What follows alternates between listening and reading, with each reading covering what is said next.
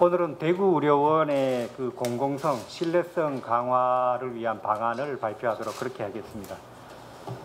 지난 인수위 시절에 시정 인수 후에 대구시 의료 현황을 점검하고 그 다음에 그 실제적인 내용들을 검토하겠다고 약속을 했기 때문에 그런 것들을 검토한 결과 저희가 보기에 대구의료원의 공공성 및 신뢰성 확보가 가장 절실하고 시급하다 이렇게 결론을 내렸습니다.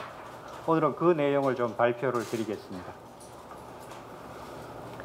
저희는 크게 두 가지로 잡았습니다. 하나는 공공성 확보 측면, 그 다음에 신뢰성 확보 측면입니다. 먼저 공공성 확보 측면을 말씀드리겠습니다. 대구의료원이 공공의료 기능을 강화해야 된다. 이런 원칙들에 대해서는 다들 동의를 하실 거고요. 이걸 위해서 지역응급의료센터 지정을 추진하고 그 다음에 전환형 격리병동을 확충하고 전문 의료진을 확보해서 감염병 대응 기능을 강화할 예정입니다. 두 번째로는 이 병원 인프라를 확대해서 필수 진료시설과 진료 공간을 확충하는 그래서 2026년까지 448억 원을 이 분야에 투자하도록 하겠습니다. 그 다음 신뢰성 강화 방안을 말씀드리겠습니다. 권역별 책임 의료기관인 경북대학교 병원과 연계해서 공공의료 연계 체계를 강화하고 올 하반기에 경북대 병원과 임상교수 파견을 시작으로 해서 향후 시범 운영을 거쳐서 단계적으로 위탁 운영하는 방안을 검토하도록 그렇게 하겠습니다. 그 다음에 의료 인력의 내부 혁신, 그 다음에 강화 방안으로 소속 의료 인력에 대한 진료 서비스 평가제 강화 이런 것들을 혁신 내용으로 해서 추진하도록 그렇게 하겠습니다. 앞으로 대구의료원의 기능 강화를 위해서 역량을 투입하고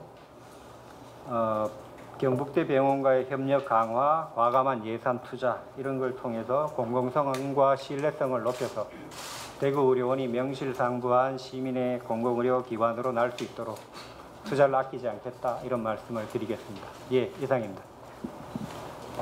예, 오마이뉴스 조정 기자입니다. 네. 대구의료원 강화 관련해서 지난 6월 28일인가요?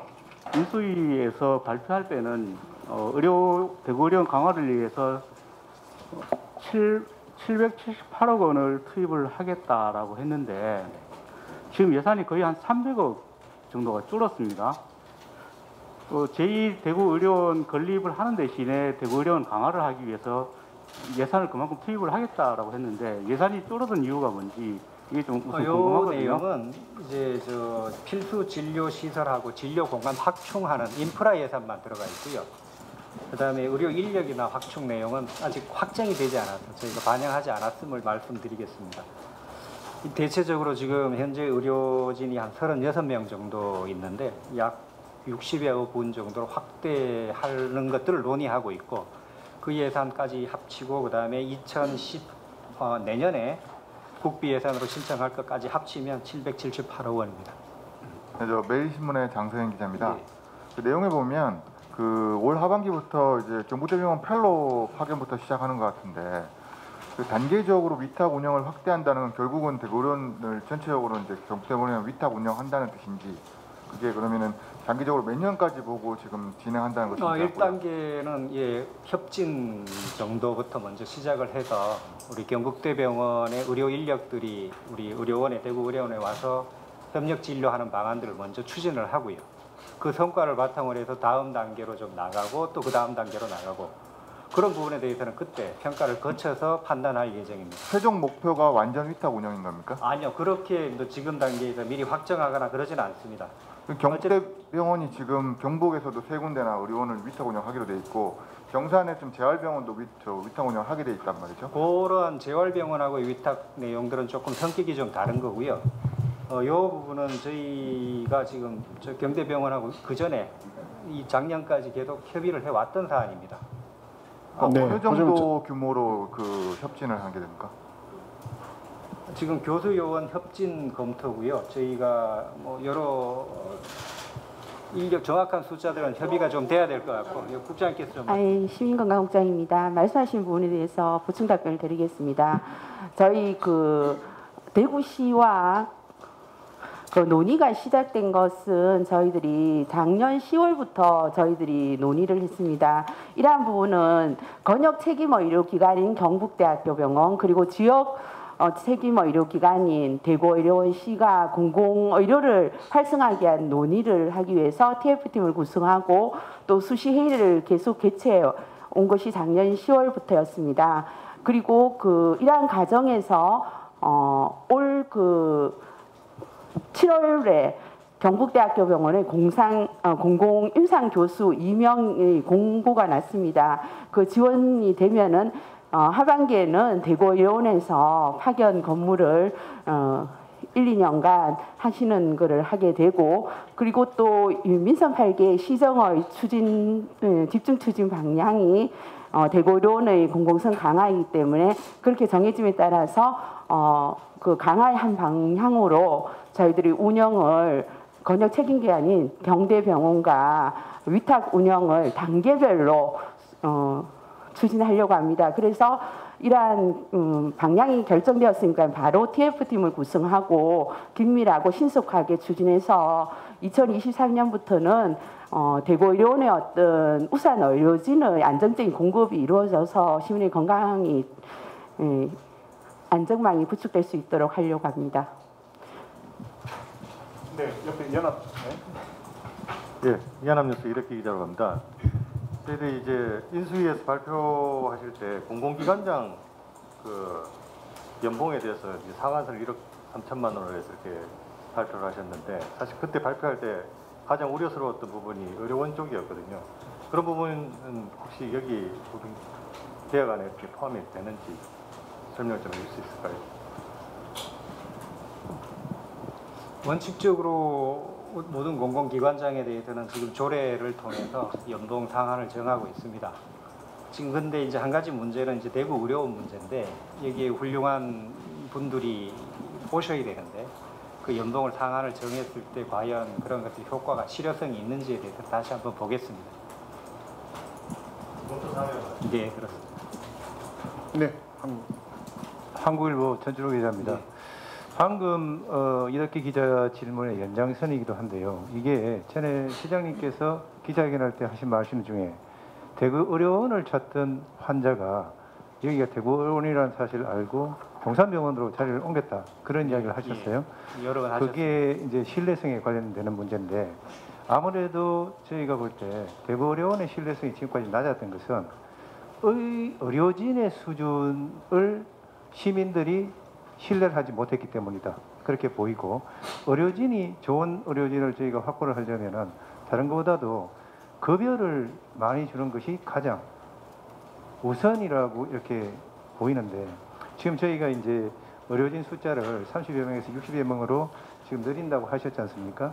그런데 급여 문제를 어떻게 개선해서 좋은 의사를 어떻게 데리고 오실지 그게 궁금합니다. 예, 신뢰성 강화 측면에서는 두 가지인 것 같습니다. 지금 말씀하셨던 대로 우수 의료 서비스를 제공하는 것 측면, 또 하나는 이제 이 공공병원이라는 인식, 그것이 다른 일반 민간병원보다 좀 인식 측면에서 시민들 인식 측면에서 좀 열악하다 하는 그런 인식들이 두 가지가 다 존재하는 것 같습니다.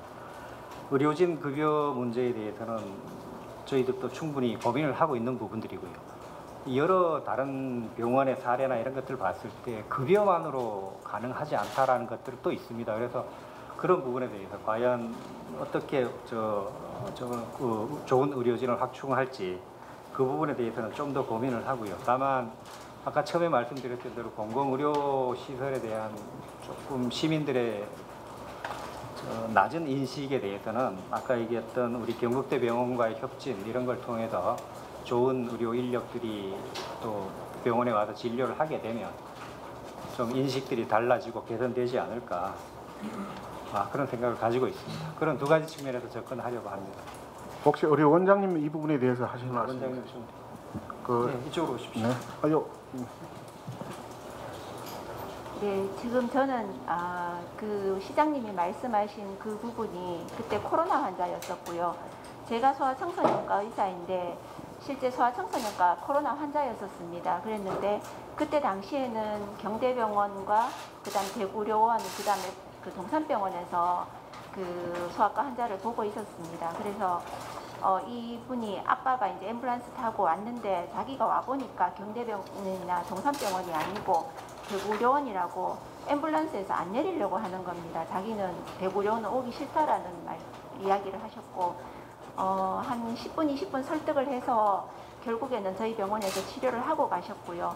그리고 또 가실 때에는 의료원에 대한 인식이 많이 바뀌었다고 그렇게 말씀하시고 가셨는데 저희 대구의료원을 보면 저희들 의료진들, 간호사들이라든지 의사들도 다 그렇게 이야기를 합니다. 처음에 대구의료원에 일단 코로나 때문에 어쩔 수 없이 대구의료원에 거의 강제 입원되다, 그러니까 자기가 원하는 대로 입원을 안 하고 대구의료원으로 일단 배정이 되었을 때 불만을 표시하시는 분들이 많았습니다. 그런데 의외로 가실 때에는 대구의료원에 대한 인식을 많이 바꾸고 가셔서 저희들 나름대로는 성과가 있었다고 생각하고 보람을 느끼고 있고요. 또 의료진에 대한 것은 제가 92년도부터 근무를 했으니까 30년이 넘었는데 실제로 급여가 낮은 거는 사실입니다. 급여가 낮으나 저 같은 경우에는 실제 그 저소득층이라든지 취약계층을 보면서 어느 정도는 조금 보람을 느꼈다고 생각을 하고 그 다음에 또 근무 여건이 그렇게 나쁘지가 않다고 생각을 했는데 지금은 점점 그 의료진들도 그 급여의 문제에 굉장히 민감하기 때문에 그 이후에는 지금 점점 더 급여가 낮으니까 의료진을 구하는 게 점점 힘들어지고 있고요.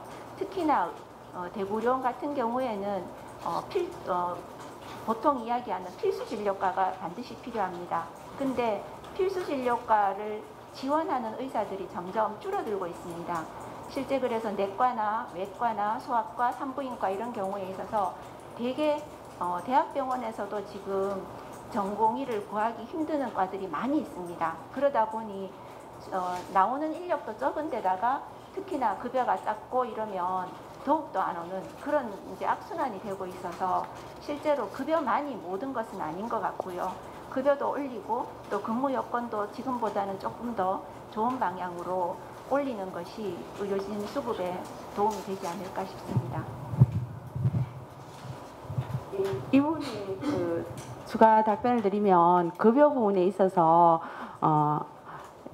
방금 말씀드린 그 공공임상 교수 그 파견 제도도 중앙 그 교육부하고 실시할 때 지금 저희들이 상한으로 한 것을 200% 정도 2배 정도의 그 연봉이 책정되어 있습니다. 그것을 그렇기 때문에 그런 사항을 다 고려해서 시에서 검토할 거고 저희들이 인수위 때부터 그리고 또 시에서 대구의료원의 그 예산의 전폭적인 지원에 있어서도 인건 비율을 상당수 그렇게 책정해서 하기 때문에 잘 검토해서 우수한 선생님들이 대구의료원에서 보람 있게 시민들 건강을 위해서 일할 수 있도록 하겠습니다.